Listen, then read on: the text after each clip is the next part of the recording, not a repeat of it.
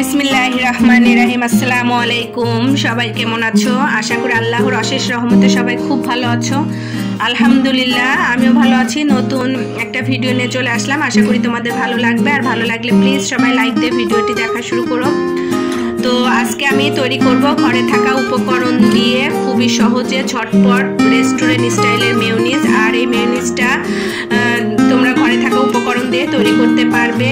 আর এটা তো বাচ্চাদের খুবই পছন্দের একটি খাবার, বাচ্চারা ইভেন বড়রাও খুব পছন্দ করে। পাউরুটি, স্যান্ডউইচ, বার্গার সাথে খেতে খুবই মজা। আমার বাচ্চারা তো সকালে এটাতে নাস্তা করতে খুব পছন্দ করে। তো চিন্তা করলাম আমি যেহেতু মেয়োনিজটা তৈরি করব, তো আমার বন্ধুদের সাথে একটু শেয়ার করি।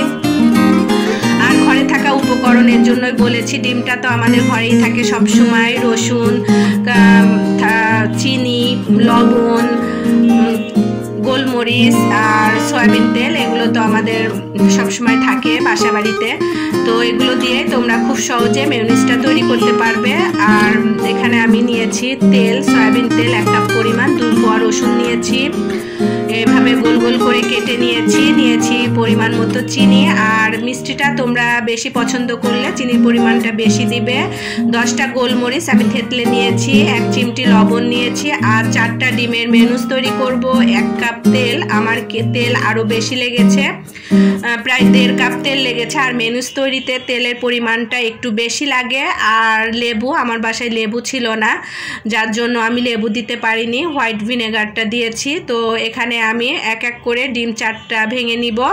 আর আমার ঠান্ডা লাগার জন্য আমি ঠিকমতো কথা দিতে পারছি না। সো প্লিজ তোমরা কেউ কিছু মনে করবে না, ভুল ত্রুটি হলে ক্ষমা সুন্দর দৃষ্টিতে দেখবে। তো এখন আমি এক এক করে সব উপকরণগুলো ব্লেন্ডারে দিয়ে দিব। আর আজকে আমি ব্লেন্ডারে মেয়োনিজটা তৈরি করব। তোমাদের বাসায় যদি ব্লেন্ডার না থাকে তাহলে তোমরা হ্যান্ড ব্লেন্ডার দিয়ে তৈরি করতে পারবে। তো এই যে আমি এখন পরিমাণ মতো লবণ আর গোলমরিচ, আমি এখানে 10টা গোলমরিচ নিয়েছি, নিয়ে ভালোভাবে গুঁড়ো করে নিয়েছি।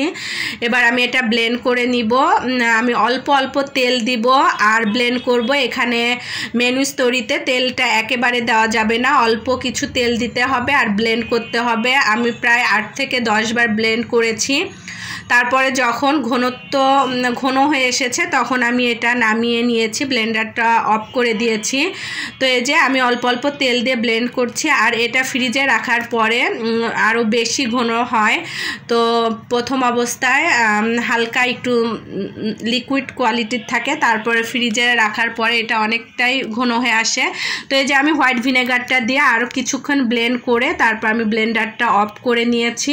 আর এই যে দেখো আমার মেয়োনিজের কালারটা এবং মেয়োনিজটা পারফেক্টভাবে তৈরি হয়ে গিয়েছে। তো আশা করি তোমাদের ভালো লাগবে আর তোমরা ওইভাবে তৈরি করবে। তো আজকের মতো আমি আমার ভিডিওটি এখানেই শেষ করছি। আল্লাহ হাফেজ।